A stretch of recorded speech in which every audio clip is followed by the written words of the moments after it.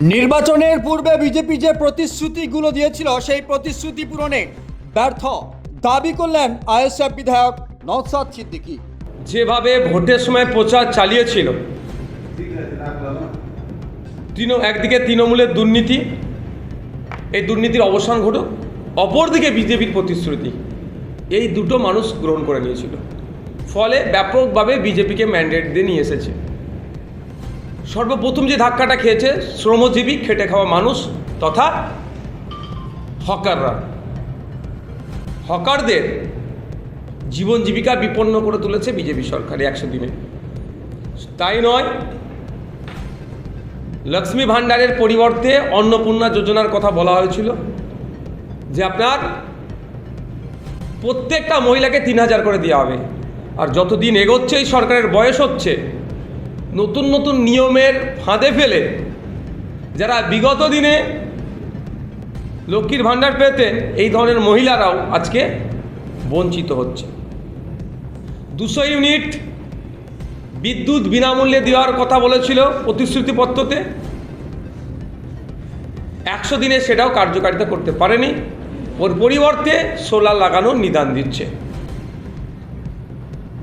শুধু তাই নয়, বছরে যে 5 বছরে যে চাকরির টার্গেট রেখেছিল সম্ভবত 1 কোটি পার ইয়ার, তাহলে কত করে হচ্ছে? এবছরে বাজেটে 1 লক্ষ চাকরির কথা উল্লেখ করলো, এখনো পর্যন্ত সেইভাবে আমরা দেখতে পেলাম না। কোনো নোটিফিকেশন জারি করেছেন, অর্থাৎ এখানেও একটা ধোঁয়াশার মধ্যে থাকছে। শুধু তাই নয়, বিগত দিনে যারা ওয়েস্ট বেঙ্গল পুলিশ থেকে শুরু করে টেট 2022, 2023 আরও যেগুলো নিয়োগ প্রক্রিয়া যেগুলো থমকে আছে, সে নিয়েও কোনো উচ্চবাচ্য করতে দেখা গেল না। বিরোধী আসনে যখন বসেছিল বিজেপি, এই চাকরির পরীক্ষার্থীদেরকে নানান প্রতিশ্রুতি দিয়েছিলেন। তারাই আবার যখন প্রতিশ্রুতি পূরণে ব্যর্থ হয়েছে, প্রতিবাদে যখন নামছে, আবার পুলিশকে সেই বিগত সরকারের মতো এগিয়ে দিচ্ছে তাদের উপরে, তাদেরকে ধরে আটকানোর জন্য। শুধু তাই নয়, চমকের রাজনীতি চলছে। আর উন্নয়ন শুধু দেখানো হচ্ছে, বিশেষ এক সম্প্রদায়কে আক্রমণটাকে এদের উন্নয়ন বলে দেখানো হচ্ছে। 100 দিনের সরকার যথেষ্ট টাইম পেয়েছে, কিন্তু যেভাবে এগিয়ে যাওয়ার কথা ছিল বা যেভাবে প্রতিশ্রুতিপত্রতে তারা নিজেদেরকে এগিয়ে নিয়ে যাওয়ার কথা বলেছিল, সেই পূরণে ব্যর্থ। এবার আমি বিরোধী বিধায়ক হিসাবে এগুলো বলবই। আমার থেকে ভালো বলতে পারবে শহরে চলে যান, গিয়ে তাদেরকে জিজ্ঞাসা করুন জল যন্ত্রণা কতটা কমেছে, যেটা শহরের সব থেকে 5টা সমস্যার মধ্যে অন্যতম একটা, জল যন্ত্রণা কতটা কমেছে তারা বলবে। গ্রামে চলে যান, গ্রামের রাস্তাঘাট থেকে শুরু করে পানীয় জলের যে সমস্যা কতটা দূরীভূত হয়েছে, আমার থেকে ভালো গ্রামের মানুষ বলতে পারবে। অন্নপূর্ণা ভাণ্ডার না পেয়ে বেশ কিছু মহিলা দেখা যাচ্ছে বিভিন্ন জেলায় একদম সরাসরি রাস্তায় নেমে বিক্ষোভ দেখাচ্ছে।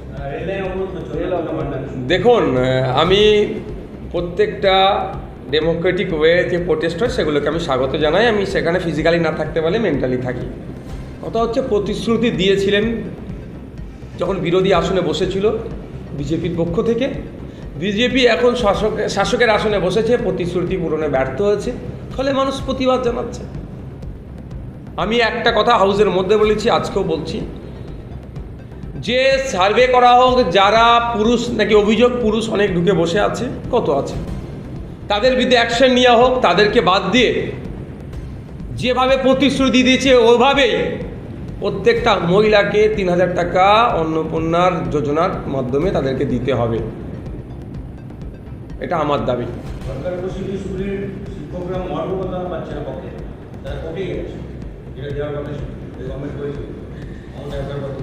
দেখুন, ক্ষমতায় আসার আগে বলেছিল কেন্দ্রীয় সমাহারে দিয়ে দেবো মহার্ঘ ভাতা।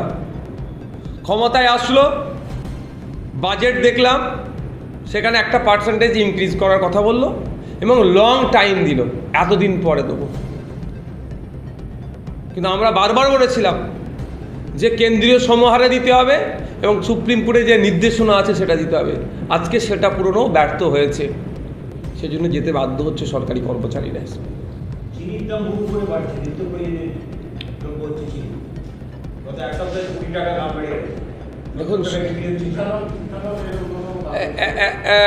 বিশেষজ্ঞরা বলছে যেভাবে ইথানল তৈরি হচ্ছে ফলে কোনো না কোনো জায়গায় চিনি উৎপাদন কম হয়ে যাচ্ছে, সেই জন্য এর ইম্প্যাক্টটা চিনির উপরে পড়ছে। সমস্যা হচ্ছে এই যে ইথানল নিয়ে তাহলে দুরকমভাবে আমরা আক্রান্ত হচ্ছি। E20 দ্বারা আমাদের গাড়িগুলো নষ্ট হচ্ছে, একভাবে আক্রান্ত হচ্ছে। দ্বিতীয় হচ্ছে চিনির দাম বেড়ে যাচ্ছে, ওখানে আমরা মার্কেটিং প্রাইস হাইক হয়ে যাচ্ছে, জোড়া দাম আমাদের কিনতে হচ্ছে।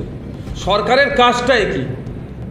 জনগণকে একটু সুযোগ সুবিধা বেশি করে দেওয়া, মার্কেটকে কন্ট্রোল করা, ভারতবর্ষের নাগরিক যারা আছেন, বাংলার নাগরিক যারা আছেন, তাদেরকে এই যে নিত্য প্রয়োজনীয় জিনিসগুলো আছে সেই দামটা আন্ডার কন্ট্রোল রাখা। তার পরিবর্তে কি দেখছি, একের পর এক দাম বেড়ে যাচ্ছে, কন্ট্রোল তো দূরের কথা, বকলমে দাম বেড়ে যাওয়ার কারণেই এই বিজেপি হয়ে দাঁড়াচ্ছে।